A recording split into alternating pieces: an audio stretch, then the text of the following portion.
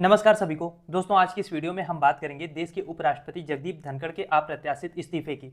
ये इस्तीफा शॉकिंग इसलिए है क्योंकि दिन में धनखड़ साहब ने राज्यसभा की पूरी प्रक्रिया में भाग लिया था और ना सिर्फ भाग लिया था बल्कि वो पूरी तरीके से एक्टिव थे। जितने भी नए मनोनीत सांसद थे उनको शपथ भी दिलाई, ट्विटर पे भी एक्टिव थे, शाम को 6 बजे विपक्षी नेताओं के साथ बैठक भी की और फिर अचानक से 9 बजे उनके इस्तीफे की खबर आती है। तो जाहिर सी बात है ये एक ऐसी खबर नहीं थी जिसको लोग एक्सपेक्ट कर रहे थे। खैर, अब इस फैसले के बाद कई सारे सवाल लोगों के मन में आ रहे हैं, कई सारी थ्योरीज हैं जो बाहर निकल के आ रही हैं कि किस कारण आखिर धनखड़ साहब ने ऐसे अचानक से इस्तीफा दिया। तो आइए इन सारी चीजों को हम डिटेल में डिस्कस करते हैं कि आखिर हुआ क्या है। सब कुछ मैं आपको आसान भाषा में बताता हूँ। तो सबसे पहले हुआ क्या है, देखो, हमारे जो उपराष्ट्रपति हैं जगदीप धनखड़ साहब, उन्होंने अचानक से अपने पद से इस्तीफा दे दिया।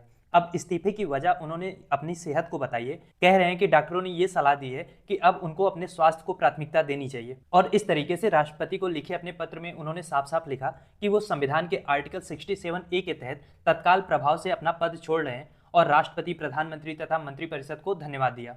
तो इस तरीके से धनखड़ साहब देश के दूसरे ऐसे उपराष्ट्रपति बन गए जिन्होंने अपने पद से इस्तीफा दिया। इससे पहले ये काम वीवी गिरी जी ने किया था। खैर, उन्होंने तो इस्तीफा देकर राष्ट्रपति पद की शपथ ली थी, पर धनखड़ जी के साथ ऐसा कुछ होता फिलहाल तो दिखाई नहीं दे रहा है। अब सवाल यह है कि ये सब इतना अचानक कैसे हो गया। कुछ लोग पूछ रहे हैं कि क्या धनखड़ जी 75 के हो गए। तो देखो, अभी मैं आपको बता दूं, धनखड़ जी मोदी जी से छोटे हैं। अगले साल कहीं सितंबर अक्टूबर, पता नहीं कब, लेकिन अभी 1 साल बाद ही वो 75 साल के होंगे। तो यार, आप लोग वो वाला लॉजिक मत जोड़ो कि 75 के हो गए इसलिए स्वेच्छा से रिटायरमेंट दे दी। वो वाली केस यहाँ पे फिलहाल तो नहीं है। अब उन्होंने क्यों इस्तीफा दिया, ये बात अपने आप में एक सस्पेंस है, क्योंकि इस्तीफा देने से महज 2.5 घंटा पहले उपराष्ट्रपति धनखड़ राज्यसभा में सक्रिय रूप से मौजूद थे। उन्होंने नए मनोनीत सांसदों को शपथ दिलाई, ट्वीट भी किया और शाम को 6 बजे तक विपक्षी नेताओं के साथ बैठक भी की। तो उनकी एक्टिविटी से, उनकी जो भावभंगिमा थी, उससे कहीं से ये नहीं लग रहा था कि धनखड़ साहब इतने बीमार थे कि वो अभी इस्तीफा दें।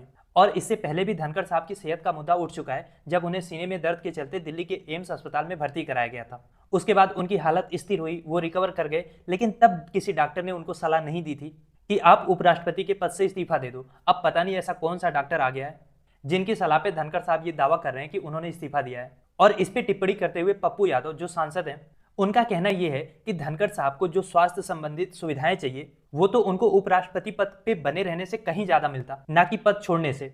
और बात भी सही है, क्योंकि ऐसा नहीं है कि उपराष्ट्रपति के पद पे कोई आपको बहुत ज्यादा काम करना होता है, एक औपचारिक पद है। तो उस पद पे बने रहते हुए भी धनखड़ साहब अपने स्वास्थ्य का ध्यान रख सकते थे। और अगर इतनी ही बुरी तबीयत थी, इतना ही बुरा स्वास्थ्य था, तो फिर आज की जो मानसून सत्र का पहला दिन था उसमें वो पूरी तरीके से एक्टिव थे। ये बात भी अपने आप में एक संदेह पैदा कर रही है। तो अब ऐसे में सवाल ये आ रहा है कि फिर क्या मैटर हो सकता है, क्या धनखड़ साहब हटे हैं या उनको हटाया गया है। कहा जा रहा है कि अब वो सरकार को उस तरीके से सेवा नहीं दे रहे थे जैसी सरकार उनसे अपेक्षा करती है। जो विपक्ष के साथ उन्होंने बैठक ली थी, उस बैठक में जस्टिस वर्मा के खिलाफ इम्पीचमेंट और उस पर बनने वाली समिति को लेकर गंभीर चर्चा भी चली। जेपी नड्डा साहब को भी उस बैठक में मौजूद होना था, पर वो उस बैठक से नदारद रहे। अब देखो, कहा यह जा रहा है कि लोकसभा के अंदर जस्टिस वर्मा को जो इम्पीच करने का मोशन था वो तो सरकार खुद लेकर आई, लेकिन राज्यसभा के अंदर जस्टिस वर्मा के इम्पीचमेंट वाला जो मोशन था वो विपक्ष के 50 सांसद मिलकर उसको मोशन में ले आए और धनखड़ जी ने उसको अप्रूवल भी दे दिया। इस वजह से सरकार नाराज थी, क्योंकि सरकार ये चाहती थी कि जस्टिस वर्मा को हटाने के लिए जो इम्पीचमेंट का मोशन लाना है वो राज्यसभा और लोकसभा दोनों जगह सरकार लेकर आए, ताकि इसका पूरा क्रेडिट सरकार को मिले। अब मैं अगेन आपको बता दे रहा हूं कि ये सारे स्पेकुलेशंस हैं, थ्योरीज हैं, सच्चाई क्या है ये अभी किसी को नहीं पता। मैं आपको वो सारी थ्योरीज बता रहा हूं जो इस समय मार्केट में बहुत ज्यादा चर्चा में है। आप किसको सच मानते हो, किसको झूठ मानते हो, ये आपके ऊपर है। तो अगर ये मोशन वाली बात सही माने तो इसका मतलब है कि मोदी जी इस समय धनखड़ साहब से नाराज हैं। उसको आप इस चीज से भी जोड़ के देख सकते हो कि धनखड़ साहब ने जब रात में अपना इस्तीफा दिया तो उस समय से लेकर करीब दोपहर तक, अगले दिन दोपहर तक मोदी जी का कोई ट्वीट नहीं आया, कोई रिएक्शन नहीं आया। और सरकार के खेमे से भी एक तरह से आपको चुप्पी देखने को मिली, बल्कि उससे ज्यादा एक्टिव तो कांग्रेस वाले थे। और उसके बाद जब मोदी जी ने ट्वीट भी किया तो बहुत छोटे शब्दों में ऐसा आपको फील होगा कि उस ट्वीट में वो चीजें नहीं है जो ये दिखाएं कि हाँ, धनखड़ और मोदी जी के बीच में सब कुछ नॉर्मल था। उन्होंने बस इतना लिखा कि धनखड़ साहब को देश के अलग अलग पदों पे बैठ के देश की सेवा करने का मौका मिला और वो उनके अच्छे स्वास्थ्य की कामना करते हैं। खैर, रीजन जो भी हो, लेकिन एक चीज क्लियर है कि धनखड़ साहब ना बहुत ओपन माइंडेड टाइप के इंसान थे। जो उनके मन में होता था वो उनकी जुबान से निकल ही जाता था। और कभी कभी उनकी इस अस्पष्टवादिता के चलते कभी कभी सरकार, बीजेपी और आरएसएस तक को भी असहजता महसूस हुई है। याद है एक बार उन्होंने एक भाषण में कृषि मंत्री शिवराज सिंह चौहान के सामने मतलब ओपन मंच पे ये चीज कही कि अभी तक आप लोगों ने किसानों को एमएसपी क्यों नहीं दी, एक एक दिन भारी पड़ता चला जा रहा है, आपने अभी तक अपने वादे क्यों नहीं पूरे किए। यानी डायरेक्टली मोदी जी से सवाल पूछा, उन्हें कटघरे में खड़ा किया। अब धनखड़ साहब चुप इसलिए भी नहीं रह सकते क्योंकि उनका सफर बहुत दिलचस्प है। ऐसा नहीं है कि वो बचपन से मोदी जी की तरह आरएसएस में थे या भाजपाई थे। राजस्थान के एक छोटे से गांव से निकल के पहले उन्होंने समाजवादी विचारधारा को अपनाया, फिर कांग्रेस ज्वाइन किया और फिर अंत में भाजपा में गए। खैर, भाजपा में जाने के लिए या जाने के बाद भक्ति तो बहुत ज्यादा जरूरी होती है, वो भी उन्होंने भरपूर किया है और उसका फल भी उनको मिला। इनफैक्ट आप कह सकते हो किसी और भाजपाई से बहुत ज्यादा मिला। उनको पश्चिम बंगाल का गवर्नर बनाया गया और उसके बाद वो उपराष्ट्रपति बने और ऐसा बताया जाता है कि उनकी महत्वाकांक्षाएं राष्ट्रपति बनने की भी थी। ऐसे में उनका रिटायरमेंट जो है वो और ज्यादा शॉकिंग है।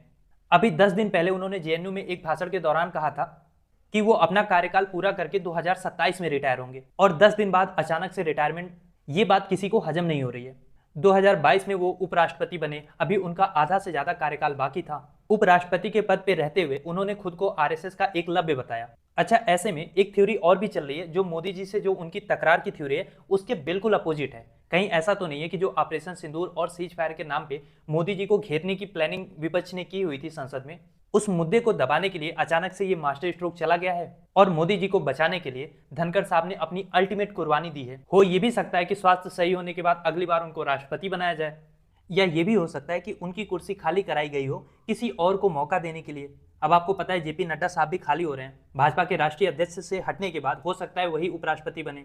और अभी उन्होंने मानसून सत्र के पहले दिन ही ये कहा कि आप लोग चिल्लाओ मत, विपक्ष को उन्होंने कहा कि आप लोग चिल्लाओ मत, रिकॉर्ड में वही जाएगा जो मैं चाहूंगा। अब ये बात तो राज्यसभा का चेयरमैन ही बोलता है, तो ऐसा तो नहीं है कि जो बंद कमरे की मीटिंग में तय हुआ है वो फ्लो में नड्डा जी के मुंह से बाहर निकल गया। अच्छा, एक थ्योरी और बताई जा रही है कि हो सकता है कि नीतीश कुमार को उपराष्ट्रपति बनाया जा सकता है, लेकिन वो थोड़ा मुश्किल होगा क्योंकि उनकी तबीयत तो फिर तो धनखड़ साहब से ज्यादा ही गड़बड़ लगती है। खैर, इसमें कौन सी थ्योरी सही है कौन सी गलत है ये तो आने वाले वक्त में पता चलेगा, क्योंकि धनखड़ साहब इतने मुखर हैं, ऐसा तो हो नहीं सकता कि ये बातें वो अपने पेट में पचा लें। सत्यपाल मलिक की तरह कभी किसी पॉडकास्ट में, कहीं किसी रिकॉर्डिंग पे, मंच पे जरूर क्या हुआ है उनके साथ, उनकी पीड़ा बाहर जरूर आएगी। लेकिन एक चीज तो है कि धनखड़ साहब का जो भी विवादास्पद और इमोशनल टेन्योर था उसमें विपक्ष के साथ उनका रिश्ता बहुत ज्यादा उतार चढ़ाव वाला रहा। कभी वो सांसदों को सस्पेंड करते थे तो कभी सांसद उनकी मिमिक्री करते थे, और वो पहले ऐसे उपराष्ट्रपति बने हैं भारत के जिनके खिलाफ विपक्षी नेताओं ने इम्पीचमेंट लाया था। खैर, अब मेरा सवाल आपसे ये है, धनखड़ जी के बारे में आपको क्या लगता है? जो इंसान हर मुद्दे पे इतना मुखर होकर बोलता था, यूं चुपचाप कैसे इस्तीफा देके कौन सी बात अपने दिल में छिपाए हुए जा रहा है? जितनी थ्योरीज मैंने आपको बताई है इनमें से कौन सी आपको सही लगती है या आपको कुछ और लगता है? लिखिए अपनी राय कमेंट बॉक्स में।